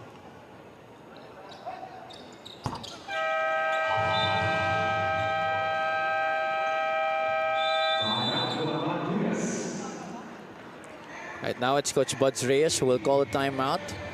5 minutes and 46 remaining here in the game. We'll take a short break.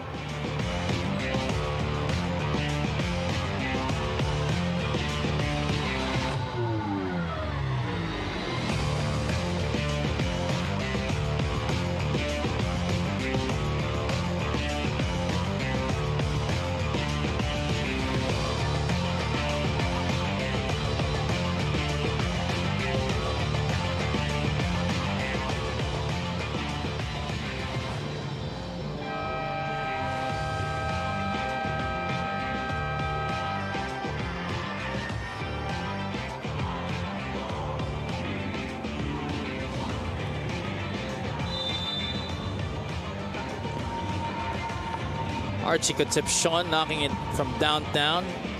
Brings delight to our lucky fans of the game, brought to you by Buenas. And that's been a solid third quarter para kay Archie Concepcion. That was pretty huge. In their last game, actually, Concepcion, first 2 quarters, 4 points each, had 10 for the night. Medyo nag-slow down on in third and fourth, but completely different take here in this game against Bulacan. Thank you so much for joining us in the coverage of our first game of our MPBL Saturday triple header. Later on, we have the Nueva Ecija Rice Vanguards facing the Bataan Risers. It's going to be an all-north matchup for our slate of games this afternoon at 8 o'clock p.m. It's going to be the Pangasinan Heatwaves defending their home floor against Quezon City. Well, if there's one thing na napakagandang ginagawa nitong Bulacan, Kuyas, it's shot rejection. I think they already have 5 in the game. That's the 5th one versus that of 3 for Pampanga. That's an amazing feat going up against a very tall team like the Pampanga Giant Lanterns. Yeah, tama ka dun. And, you know, kahit na yung Big's power, even the guards are actually very athletic. You're talking about Archie, Enzo, di ba? And lumilipad rin yung mga yan eh. So, hindi ganun kadaling supalpalin rin yung mga yan. This is now a 40-point lead para sa Pampanga. Again, the 46 points that they scored in the third quarter are an MPBL record for most points in a period. Viernes missing badly from the corner. Jabel gets in the way of the pass. Viernes able to recover. Santos goes up and is fouled. 2 shots coming up para kay Ronan Santos. Yeah, and so if you wonder, bakit nga ba nasa rank number 10 sa points of turnovers itong Bulacan at mas mataas pa sila kaysa dito sa Pampanga? Well, it's because their guards actually run back, anticipating the fast breaks, just like what happened right there. Kaya lang, na-foul nga. Diba? But you see that effort to get that ball and cause a turnover. That's already going to be it para kay Eric Jabel. He just fouled out after picking up that personal against Ronan Santos. Yeah. Jason Celis will come back into the game. And Abel finishes with 10 points on 3 out of 12 shooting. With 5 rebounds and 3 assists to go with that. Steve Salindong is also in the game para sa Bulacan. He checks in for the first time.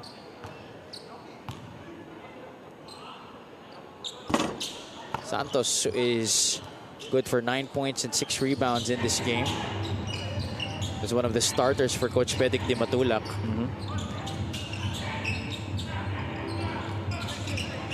Karandang kicks it back out. Dada sets for 3. Rolls off the rim. Kurt Rayson with the rebound. Now, what about Kurt Rayson, Coach? How could you compare his play right now to his play when he was still with Letran? Well, I think right now he's got more bigs and more options, at least on the guards position, because yung mga guards na meron sa dito, more veteran-like, supposed to in college. You've got really good players also in Letran, but I guess a lot rested on the shoulder of Kurt Rayson, especially that season. And so I guess now medyo mas free yung laro ni Kurt Rayson, kaya lumalabas yung the joy of playing for this team. Karandang goes inside, leaves it for Salindong. 3-point shot on the way. That's short. Rayson gets another rebound here. That's now 9 rebounds in the game para kay Kurt Rayson. Doing a little bit of everything here this afternoon. 6 points, 9 rebounds, and 9 assists para sa kanya. Celis from the corner. Finally, a basket there for Bulacan. But all throughout this struggle, I just want to say, Coach Buds has really shown a really good demeanor. Regardless ng lamang sila o natambakan sila, it's the same. You know, he stays focused kung anong kailangan gawin. Jason Celis getting a rare 3-point shot here in the fourth quarter for the Bulacan Cuyas. They're down big time here, 106-67 as we take another timeout. 3 minutes and 46 remaining in this game.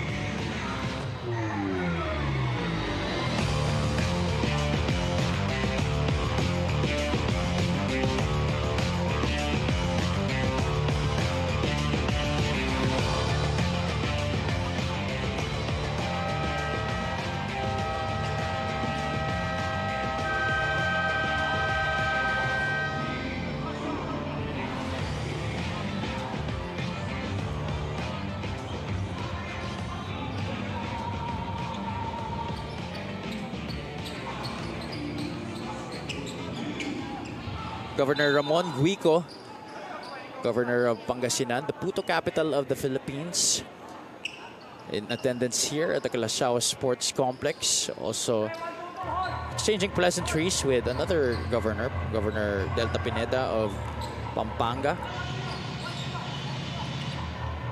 106-67 is the count. Pampanga looking primed to get their 13th straight victory of the season. After losing to Rizal in their opening game, it has been all wins for Coach Pedic Di Matulac and company. Yeah, and everything in double digits. The closest one that they won single digits, I guess it was what, Marikina and Pasay, just those two. Ronan Santos joining in on the double-digit party here para sa Pampanga. Now has 11 points and 6 rebounds in the game. And speaks a lot of, yung lakas nitong Pampanga Giant Lanterns. Their winning margin is roughly about 22 points in this entire 13 games that they played. And when you look at the numbers now, that's even more than that average. And just keep adding on to it. This could tie their biggest margin of victory in the season, which they established against the Sarangani Marlins, a 109-68 decision. 3 minutes and change remaining here in the fourth quarter. Is Javi Balanya alongside Coach Mike Perez and Miss Gianna Lianes. Flores looks outside. They go to the corner. Rayson, another three on the way. That's a little bit too strong. Celis trying to split the defense, and look at Jeff Viernes still at it on the defensive end. The lob to Santos, could not handle the pass. Santos almost walked, but still getting the 2 points.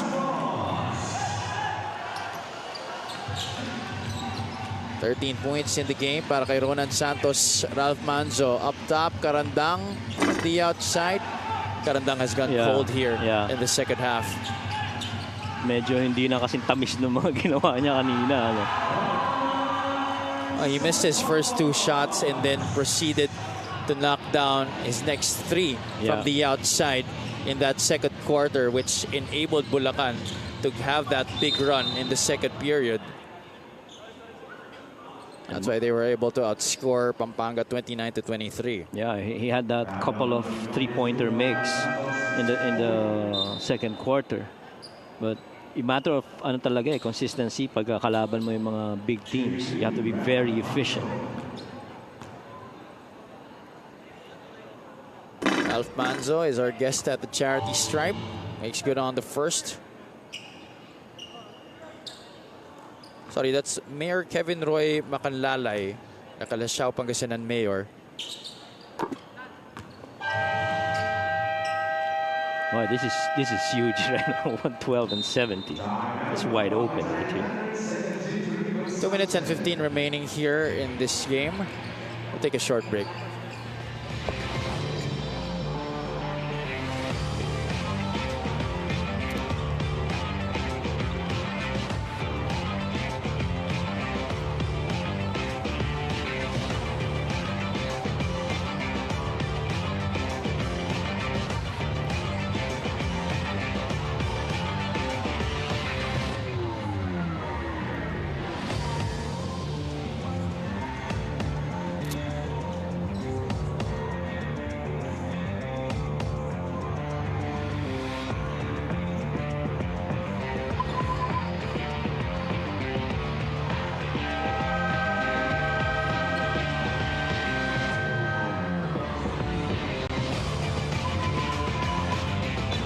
Coach Buds Reyes and the Bulacan Kuyas had a gallant stand in the second quarter against the Pampanga Giant Lanterns, but then when the second half started, the defending champions just poured it on against this squad, scoring 46 points, an MPBL record for most points in a quarter, to be able to establish this huge lead. Tsaka yung punto si Bebe yung pinanggalingan 3 points, fast break, points of turnovers, and made it all difficult. We now enter the final 2 minutes of this one, brought to you by GameX. GameX Sports, the official online basketball lending partner of the MPBL. Basta ending, GameX.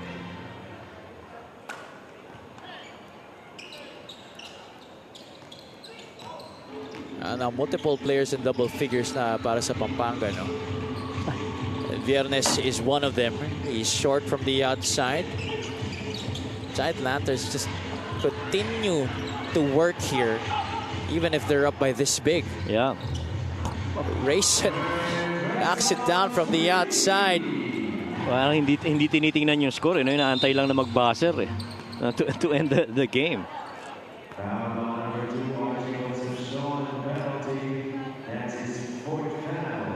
At tama naman ang ginagawa nila, Coach, because you don't wanna be in the bad end of the quotient system if ever lang na magkaroon ng ties at the end of the regular season. Yeah, gusto mo na alasin yung mga complications na ganyan no? And so you want to keep it very simple. You score as many as you can and win as many as you can. Flores to the left side. Rayson trying to stay hot. He is still hot from the outside. Kurt Rayson. Kurt has 12 points already. Feels like 20. Yeah, feels like 20 sa dami, no? I mean, everybody feels like they got 20 today para dito sa Giant Lanterns. I think that pass was intended for Rayson. They eventually get it to him. He checks, still hot. Oh, and you got a player down.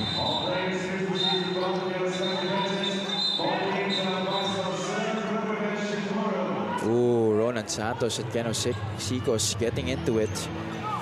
That's quite a pity considering that this game is almost over. Yeah, Dulalia holding on to his head.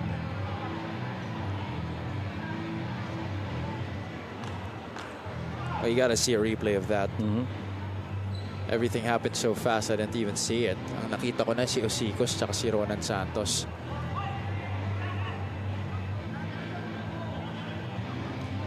Pampanga is 7 points away from their season high in points, which they established against the Bicolandia Oragons 128-93. That was a 35-point victory.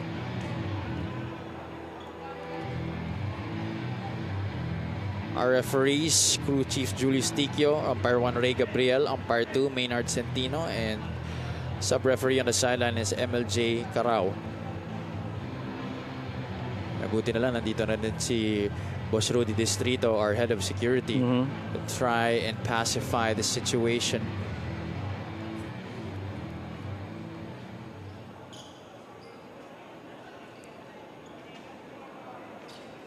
See, 50 seconds lang yung natitira. Ito yung mga ayaw mo na talaga nangyayari. Yeah, and you know, there's no point in getting into this, pero I guess, you know, heat of the moment. Katulad ng sinabi natin kanina, Pampanga, tuloy pa rin yung din. Inaantay lang talagang mag-end of game buzzer. And if you're Pampanga, you just really hope that there is no disqualifying foul that will be meted on Ronan Santos. Again, we haven't really seen what happened against Andre Dulalia. But at least I believe a technical foul because of the fighting stance. Yeah. And we were talking about Kurt Rayson. It's a disqualifying foul on number 22. Oh, there you go. Yeah, there you go. Ronan Santos out of the playing court. Oh, it was a direct hit to the head. Yeah. That's right. Kahit na nung hindi pa tumatama, alam mo na Kita mo na no? Bumuelo no? Bumuelo May wind up He really targeted the head. Yeah. Siguro medyo konting chippiness na hindi natin nakikita led up to that situation. Well, now that underscores his impressive performance this afternoon. Yeah, he was actually pretty solid. When you talk about Mard, how many points did he score?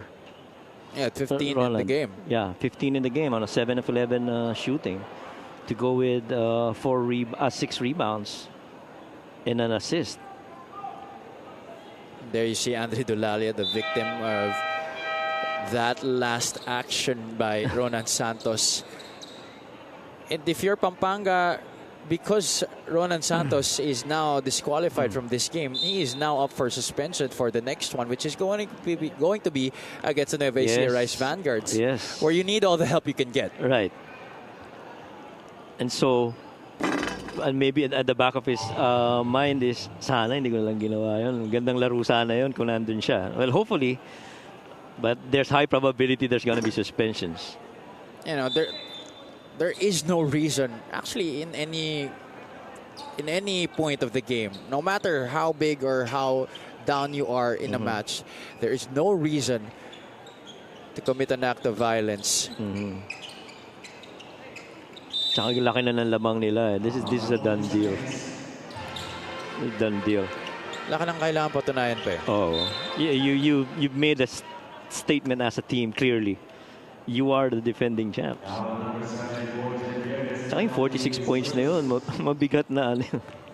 Pinabayaan natin silang bumalik nung second quarter, nung third. Teka muna. Laruin na natin yung Giant Lanterns basketball. So now we're assuming that Ronan Santos will be out of the next game against Nueva Ecija. Of course, that's still for final approval by the commissioner's office. Yeah. But usually ganun yung nangyayari. When you're disqualified from a game, you get suspended in the next. Yeah. Later on, right after this, is the matchup between Pampanga's next foe, the Nueva Ecija Rice Vanguards, and the Bataan Risers, who are looking to get back in a rhythm here in our 6th season. And sigurado ko sila Coach Don Dulay already. I saw them very early kanina. I think They were very early. Yeah, they're early. They wanna, I guess, do a little scouting on how the Giant Lanterns will actually perform. Archie Concepcion will just dribble away the clock here. An MPBL record, 46 points for Pampanga in that third quarter, leading to this huge victory against the Bulacan Cuyas, 124-81. A lot of players stepping up to the plate para sa Pampanga, and that is without their reigning MVP, Justin Balti Baltazar. Yeah, I think what's impressive dito is yung 13 made three-pointers para dito sa Pampanga Giant Lanterns, and that 46-point quarter in the third really sent a message to the Cuyas that, you know, ito na pahirapan na laro talaga. Bulacan have lost their 4th straight game, while itong Pampanga have notched their 13th straight victory of the season after losing their first game to the Rizal Golden Coolers. In our player of the game, brought to you by Buenas, is none other than Archie Concepcion. Was it tough for you to pick the player of the game, Coach? No, not at all. And he was just very efficient, especially in that third quarter. And he was decisive on how he made his contributions in that third. But a lot of players also contributing in great numbers para dito sa Pampanga Giant Lanterns. You had Kurt Rayson also stepping up. Jeff Viernes was also solid. Ronan Santos, right before he was disqualified, was actually pretty good para sa Pampanga in this game. 124-81 once again is our final score, brought to you by GameX. GameX Sports, the official online basketball lending partner of the MPBL. Basta ending GameX. Let's now turn you over to Miss Gianna Lianes, who is at courtside with Archie Concepcion. Yes, I'm with our Buenas best player of the game, Archie Concepcion of the Pampanga Giant Lanterns. He actually had a double-double of 19 points and 13 rebounds. Archie, lalo na nung third quarter, nakita namin na nabuhayan talaga ang shooting mo. I'm sure malaking bagay sa'yo na ini-encourage ka ng mga teammates mo. Paano yun nakatulong sa performance mo ngayon? Siguro po dahil sa training po namin, every training po talaga lahat kami nag-effort, binibigay namin yung buong effort po namin doon. Actually po, halos kulang-kulang 5 hours po yung training namin, kaya pagdating sa game hindi pwedeng bibigay lang po kami basta-basta. Actually, excited kaming lahat sa susunod yung laro because it's going to be against the Nueva Ecija Rice Vanguards. Knowing na kayo both ay championship team or champion team, paano nyo sila paghahandaan?